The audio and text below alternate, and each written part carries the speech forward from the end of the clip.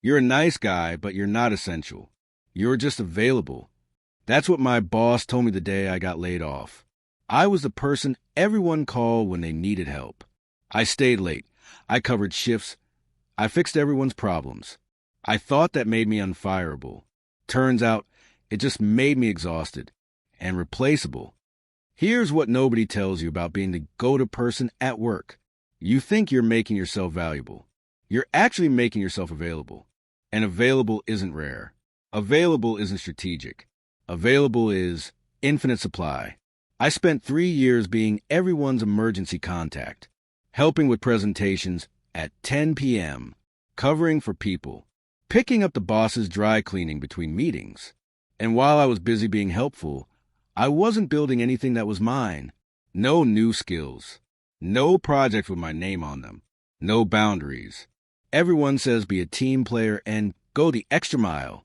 They tell you that hard work and helpfulness get rewarded, that if you're indispensable to enough people, you're safe.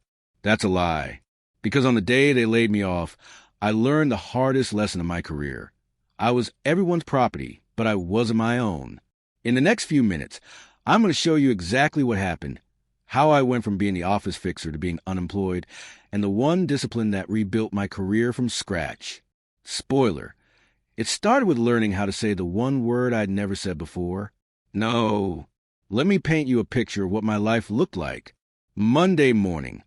Sarah's presentation to the executive team is corrupted. PowerPoint won't open. She's panicking.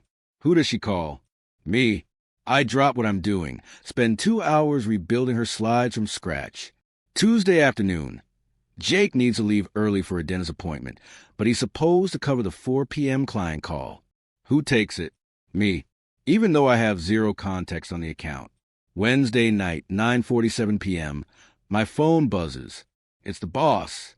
Hey, can you swing by the dry cleaners tomorrow morning? I need my suit for the investor meeting. And I say, sure, no problem. Thursday, 3 people ask me to review their work. Friday, someone needs help moving office furniture. If someone's PowerPoint crashed, call me. If someone needed a shift covered, call me. If someone needed their coffee picked up, their report edited, their mess cleaned up, call me. I wasn't the boss. I wasn't even management. But I was the glue, the fixer, the guy who made things happen. And here's the thing, I was proud of it. I thought I was building a reputation, building relationships, building security. I thought every late night, every favor, every yes was an investment in my future at that company. There's an old saying, the road to hell is paved with good intentions. I didn't know it yet, but I was sprinting down that road one favor at a time. My own work, my own projects, my own development. I'll get to it tomorrow, once things slow down. After I helped the team with this one thing. Tomorrow never came. Things never slowed down. And that one thing became 1,000 things. But I told myself it was fine. I told myself I was being a team player. I told myself this is what valuable employees do. I had no idea I was teaching everyone exactly how to use me. Here's what nobody tells you about being a helpful person. There's a cost. And you don't see it accumulating until it's too late. There was this certification I wanted to get. Industry standard would have looked great on my resume. Probably would have qualified me for the next level up. I signed up for it. Paid the fee. Downloaded the study materials.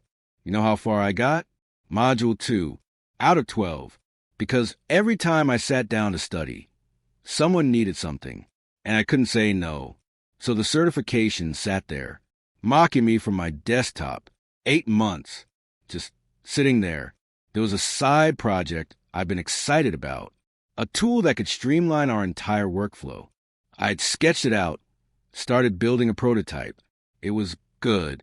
It was mine. It stayed in my draft folder, untouched, because I was too busy fixing everyone else's urgent but not important tasks. And then there was the promotion. They opened up a team lead position. I was qualified. I had the experience. But you know what I didn't have? A single project I could point to and say, I built this. This is mine. Because all my work was in service of other people's success.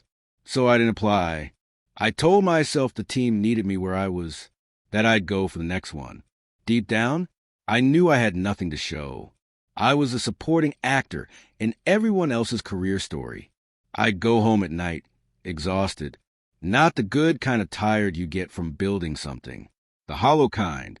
The kind that comes from running on empty. And I'd tell myself it was noble. That sacrifice is what good people do. That eventually it would pay off. You know that saying, you can't pour from an empty cup? I was pouring from a cup that had been bone dry for months. I just kept tipping it over, pretending there was something left to give.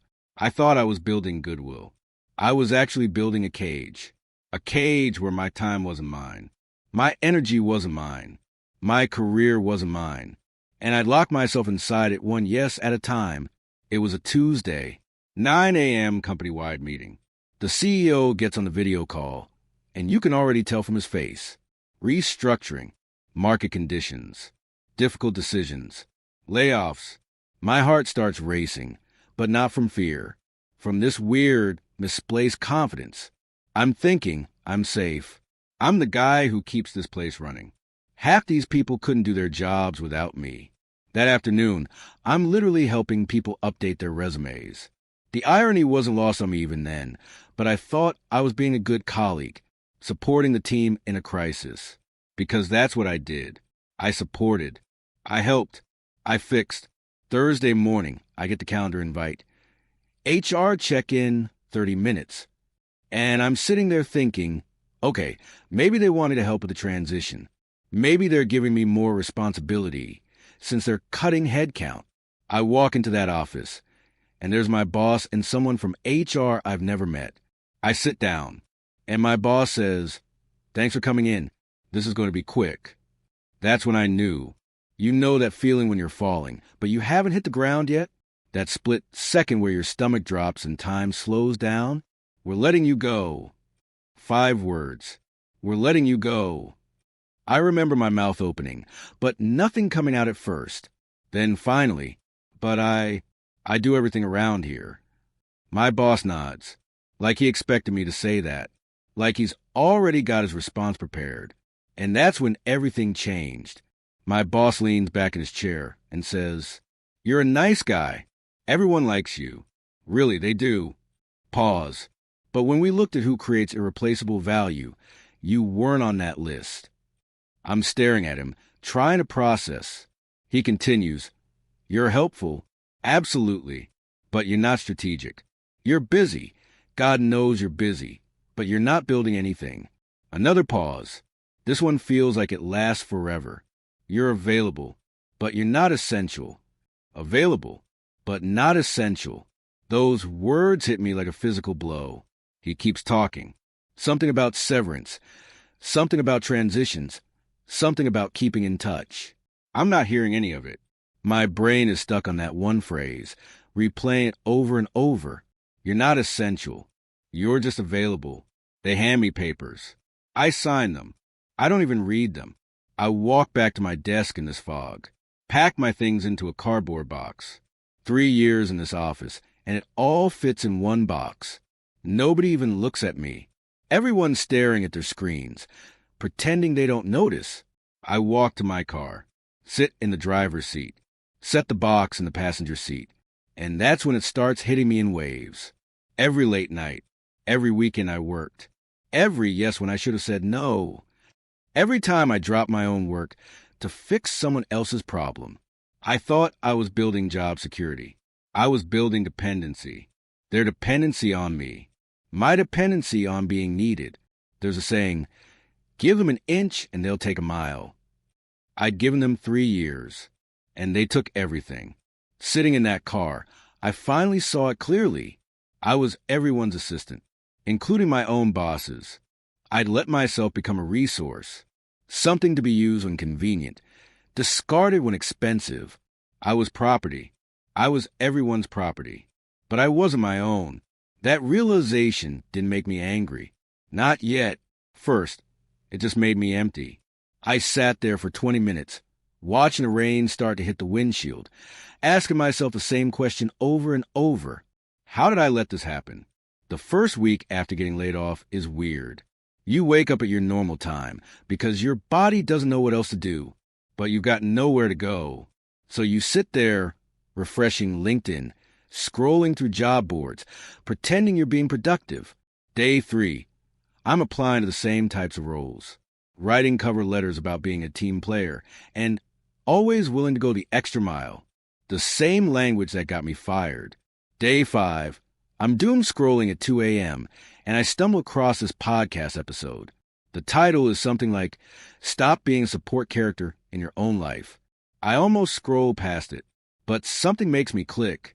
The host is talking about career capital. The idea that your professional value isn't about how many people you help.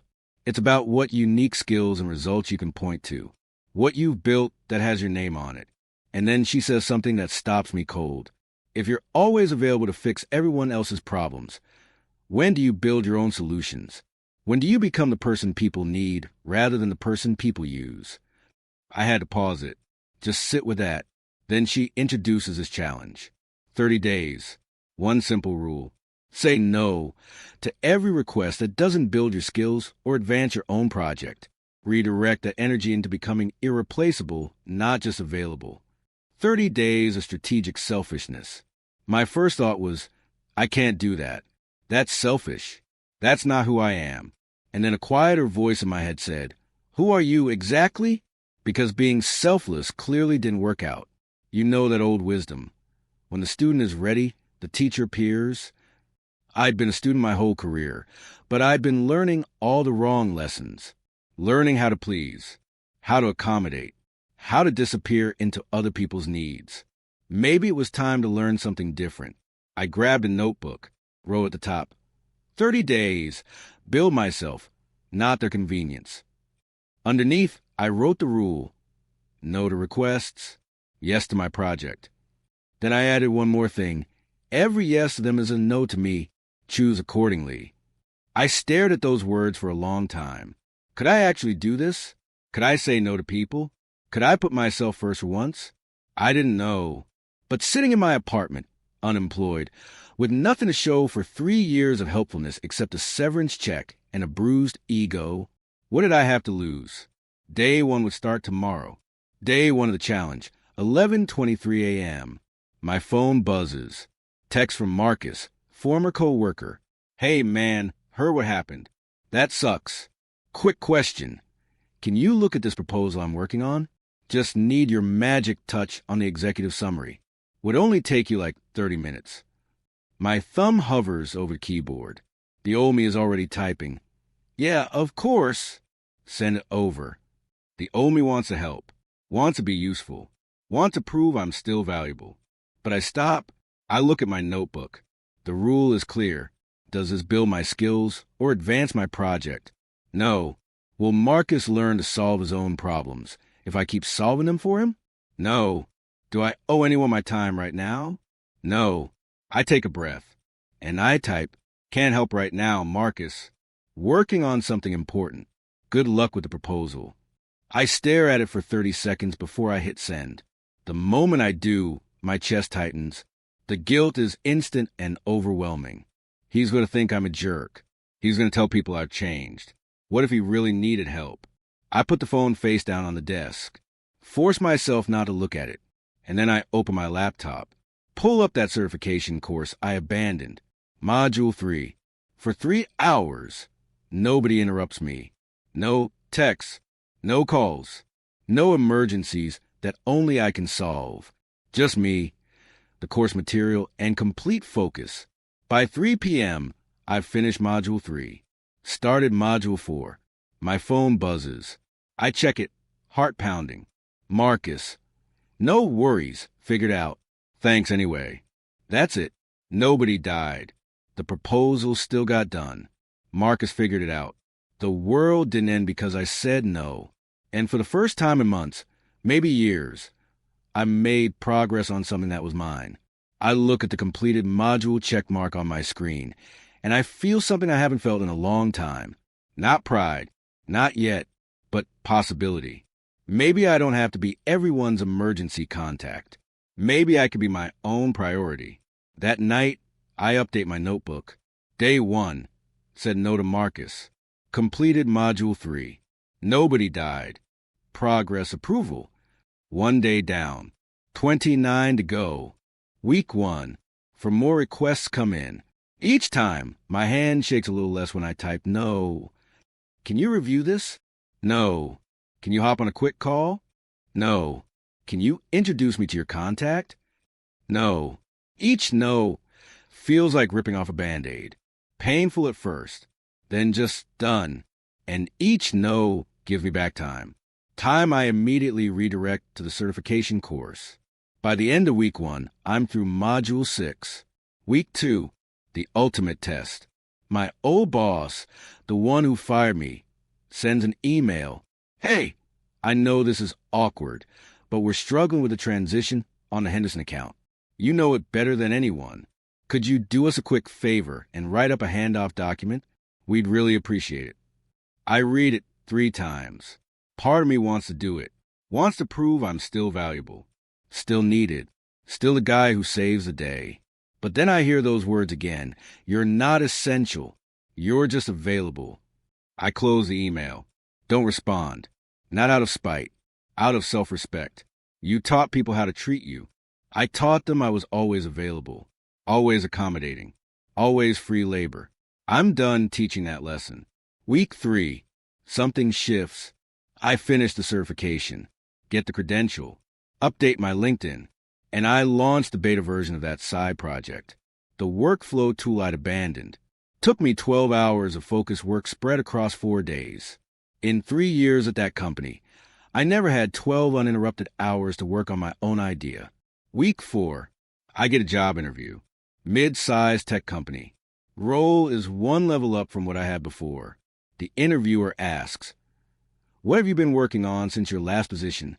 The old me would have fumbled, made excuses, maybe mentioned helping former colleagues. Instead, I pull up my side project, walk them through the prototype, show them my new certification. She leans forward. This is impressive. Most people take time off and just take time off. You built something. I don't tell her it took getting fired to finally build something. I just say, I got tired of being busy.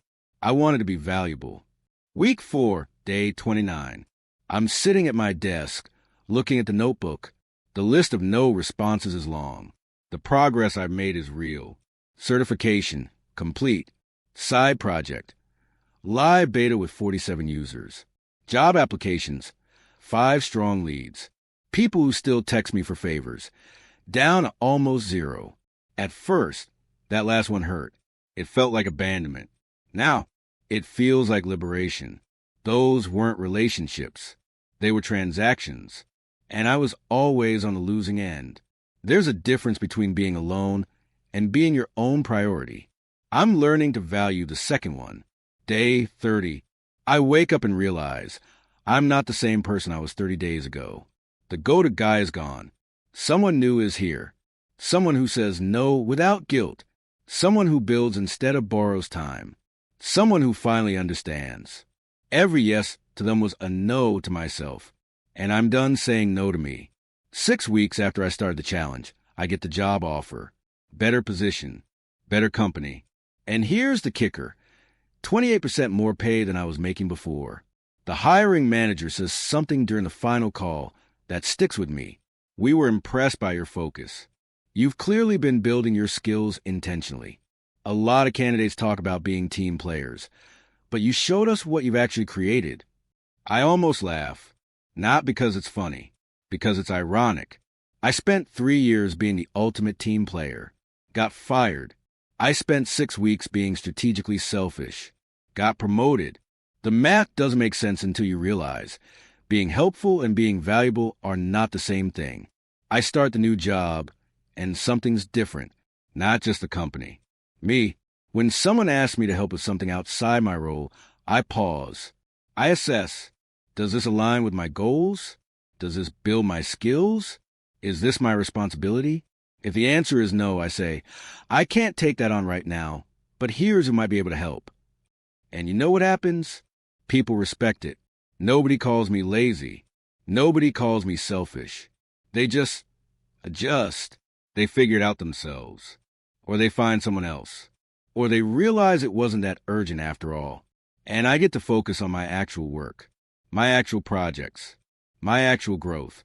3 months in, I run into someone from my old job, Sarah, the presentation crasher. She does a double take. Wow, you look different. More put together. More, I don't know, focus. I smile. Yeah, I've been working on some new things. She nods. We miss you, you know. The office isn't the same without you. There's a pause. The old me would have felt validation, would have missed being missed. The new me just thinks, of course you miss me. I was convenient. But I don't say that. I just say, I hope you're doing well. And I mean it. No bitterness. No resentment. Just clarity. Here's the paradox nobody tells you. When I stopped being available to everyone, I finally became valuable to someone. Myself.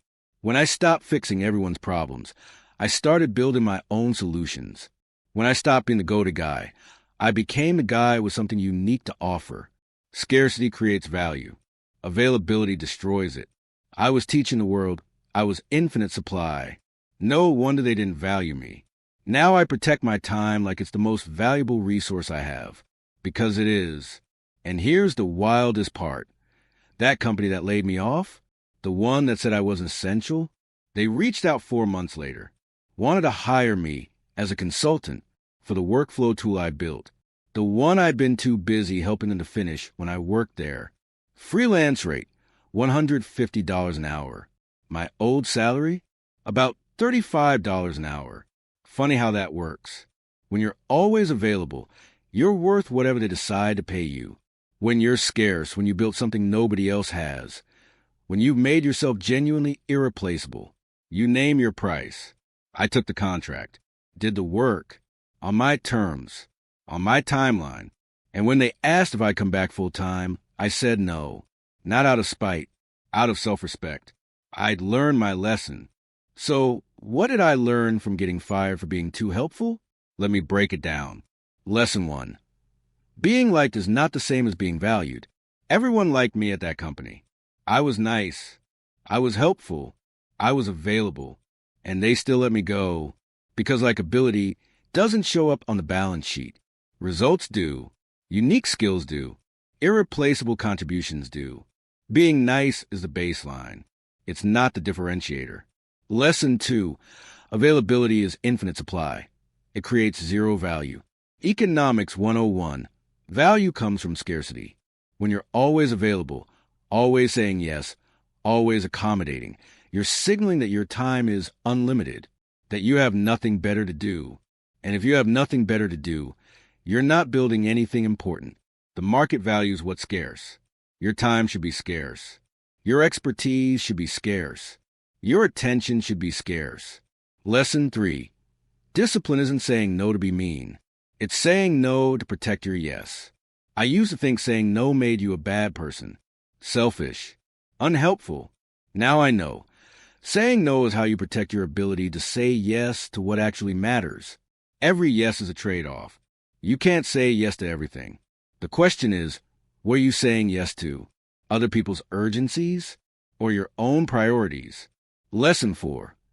You can't build anything great while you're constantly available to fix everyone else's mediocre. This is a hard truth. If you're always in reactive mode, always responding to other people's needs, you never have time for proactive creation. You become a support system for other people's success, but you never build your own. And that's the real tragedy. Not that you help others, but that you never help yourself. The final lesson, you teach people how to treat you. For 3 years, I taught everyone that I was always available, always willing, always free. So that's how they treated me. When I got fired, I was angry at them. But the truth is, I trained them. Every time I said yes when I should have said no, I taught them that my boundaries didn't matter, that my time wasn't valuable, that I could be relied on to sacrifice my priorities for theirs. And they learned that lesson well. When I finally started teaching a different lesson, that my time is valuable, that my projects matter, that I have boundaries, people learned that too, and they respected it. So here's what I know now. I thought being everyone's go-to guy made me essential. It just made me exhausted. I thought helping everyone would make me unfireable. It just made me replaceable. I thought sacrificing my priorities for others was noble. It was just self-destruction with good branding. The day I became selective about my time, strategic about my yes, protective about my boundaries, that's the day I became actually valuable. Not to everyone, to the right people, and most importantly, to myself. So here's my question for you. Are you the go-to person at work right now? Are you proud of that? I was too, until it cost me everything. Now ask yourself this. What are you building while you're busy building everyone else's success? What's on your resume that has your name on it? What skills have you developed in the last 6 months? What project exists because you said yes to yourself instead of yes to everyone else? If the answer is nothing, you're where I was. And I'm here to tell you, it doesn't have to stay that way. Here's your challenge. Not for 30 days. Just for this week. Say no to one request. Just one. It doesn't have to be dramatic. It doesn't have to be confrontational. Just, I can't take that on right now. And redirect that time, that hour, that afternoon, that evening, to something that builds you, a course you've been putting off, a project you've been dreaming about, a skill you've been meaning to learn. One no to them. One yes to yourself. See what happens. Because here's what I learned the hard way. So you don't have to. People don't respect what's always available. They respect what's scarce and valuable. Your time is scarce. Your energy is scarce. Your focus is scarce. Stop giving them away for free. Protect them. Invest them. Build with them. Become valuable. Not just helpful. Become irreplaceable. Not just available. Become the owner of your career. Not everyone else's property. If this story hit different for you, if you see yourself in where I was, subscribe to this channel. Because I'm building a library of lessons I learned the expensive way, through failure, through getting fired, through figuring out the hard way. So you don't have to. Real stories, hard lessons, practical discipline, no fluff, no theory, just what actually worked. Your move. Are you property? Or are you your own? If this hit home for you, do me a favor. Hit that subscribe button. Because I'm building a library of expensive lessons here. Career mistakes, discipline experiments, hard truths I learned the costly way. And I'm sharing them so you don't have to learn them like I did. Like this video, if you've ever been the go-to person who got burned. And drop a comment. Are you ready to say your first no? I want to hear what you're protecting your time for. Let's build better careers together.